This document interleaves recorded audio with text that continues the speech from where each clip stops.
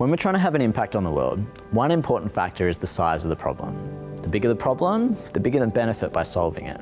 We also want to use effective solutions, not just the first thing that comes to our mind. But when we think about the thing that we should focus on, it's also important to consider our personal fit and whether the problem is neglected. Let me explain why. In 2010, Haiti was hit by this devastating earthquake. Hundreds of thousands of people lost their lives. Many of us who saw the destruction desperately wanted to help. The whole world came to Haiti's rescue. The United States, the European Council, even the United Nations, to name a few. The American Red Cross raised $500 million, one of the most successful fundraising efforts in the charity's history. The problem is, most of the obvious fixes were already taken care of before the money from the Red Cross could do any good. ProPublica did a report on how much the Red Cross had achieved in Haiti after 5 years. Despite $500 million in donations, it had only managed to rebuild 6 homes. If you donated, you would have probably expected them to do much more.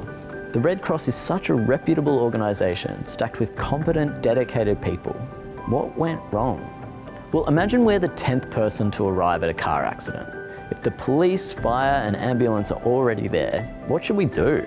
If we were sent there to do good with a bucket of money, there's not much left to do. Do we just buy ice cream for everybody? This is an example of what's called diminishing marginal returns. Diminishing returns is a well-established phenomena in economics. The first person at a car accident can easily save lives. They call emergency services and start rescuing people. For the 10th person, there's less that we can do that's meaningful. This means we can choose to focus on a huge problem, but if there are already millions of people tackling it, it might be harder to have an impact ourselves. You can probably feel diminishing marginal returns in your own life. The first scoop of ice cream is amazing. The next is a little less good. And the 10th usually comes with a big dose of guilt and self-loathing. Or is that just me? Diminishing returns show up all over the place. If you're in poverty, $1,000 could save your life. If you're a millionaire, $1,000 might be a slightly nicer phone. Having a few close friends is really important. Having 200 close friends is exhausting. One ice cream joke is obviously hilarious. Reusing the joke multiple times becomes less and less funny. Ice cream! You probably know the phrase low-hanging fruit.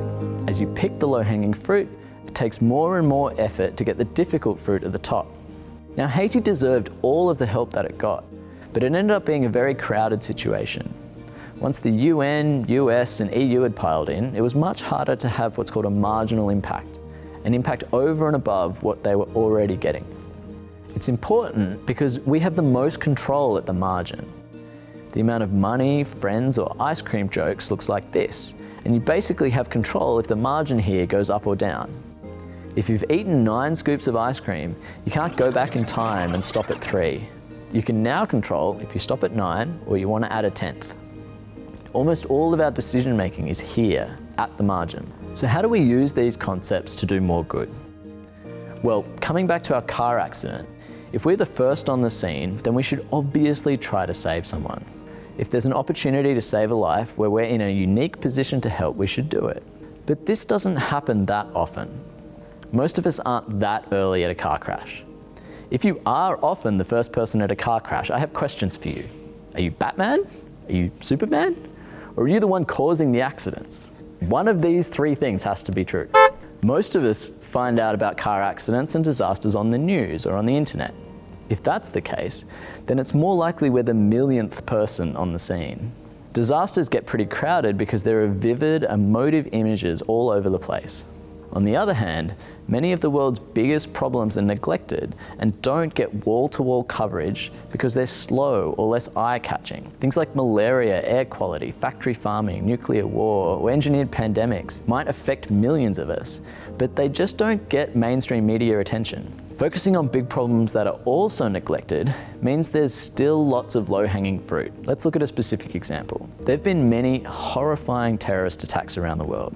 As a result, the US alone has spent $280 billion in counter-terrorism over the last 10 years. Hopefully, this is a big part of the reason why the deaths from terrorism have been relatively low. In contrast, The USA only spent about $8 billion preventing pandemics. As we now know from COVID-19, the world was not well prepared for pandemics. COVID has killed over 20 million people worldwide. As you can see from these graphs, both pandemics and terrorism are important and horrifying. But only preventing pandemics is both important and neglected at this point. Now, I wish we could both prevent terrorism and pandemics. But as we all know, our time and our money is limited. Even governments and wealthy philanthropists only have a finite amount of money that they can spend. You only have a finite amount of time. As a result, we're forced to choose. The world spends more money on ice cream than we do on strategies that we try to use to prevent extinction. Now, you know I love ice cream as much as the next guy, probably even more. But I also really want us to be better prepared against things that threaten everybody. One of the things that might do that is a pandemic worse than COVID. A plausible way a very serious pandemic could occur is through the development or production or stockpiling of biological weapons. To address this risk, the world established what's called a Biological Weapons Convention to ban the uses of diseases or toxins as weapons. But the enforcement of this convention has a smaller budget than the average McDonald's. If we want to have an impact with our time and our careers, we can do better by focusing on areas like these that are relatively neglected. Now, just to be clear, you and I might not fit working on pandemics, and it's really good that the world puts trillions of dollars into stuff like disaster relief and international development and education and climate change and preventing terrorism. These are all really important, and I'm sure we're all grateful for the investment. But there are two important questions. How much should the world spend on something like climate change? And how valuable is marginal spending?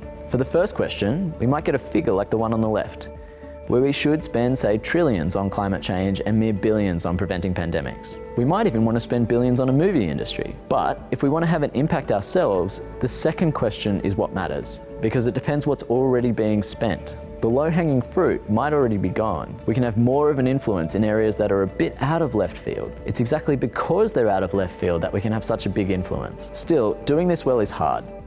If everyone's seen a good neglected opportunity, wouldn't they have all started working on it? Or maybe those opportunities are neglected because they're just not that important. There's lots of frozen yogurt shops that have no lines because frozen yogurt is an abomination. It's neglected because it's unimportant. It's just worse ice cream. Some opportunities are neglected because they're not going to work, like banning frozen yogurt. So clearly, we can't just focus on neglectedness. We need opportunities that are important and solvable too. We can increase our marginal impact by working on big problems with promising solutions that are pretty neglected. Regardless of what you're working on, you can score your ideas on these three criteria and then multiply them together. If something's a 10 out of 10 on neglectedness, but a 1 on everything else, it's not very promising. It's better to aim for something that's neglected while also being important and solvable.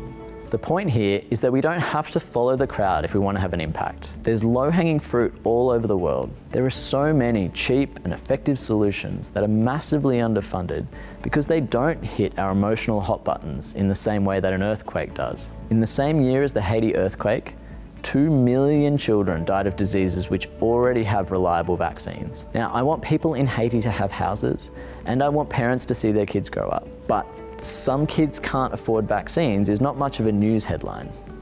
Some of the money raised by the Red Cross could have done a lot of good via vaccines. The same amount could probably have saved over 100,000 lives. Breaking from the crowd is a neglected idea, but we can have a much bigger difference by picking the low-hanging fruit.